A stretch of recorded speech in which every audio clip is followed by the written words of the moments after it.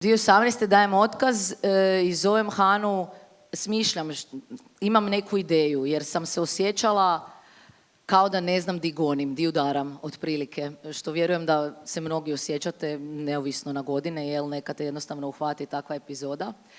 I zaključim da bi bilo sjajno da postoji neko mjesto gdje ljudi mogu doći relativno opušteno, se družiti, uživati, slušati neke priče na pozornici i da nema tog nekog straha. I onda sam Hani poslala poruku, jel možeš doći na kavu u Boeing, ja ti moram održati prezentaciju. Ne, imam ideju. Imam ideju. I doslovno neki dan kad sam scrollala, išla sam naći naše poruke na Whatsappu i doslovno je tak bilo dopisivanje, ti si mi nazvala i našli smo se u Boeingu. Tako da taj početak, ja mislim, zapravo najbolji pokazatelj da iz jednog dobre ideje, dobrog razgovora, a onda u konačnici puno truda i rada iza toga mogu se dogoditi jako velike stvari.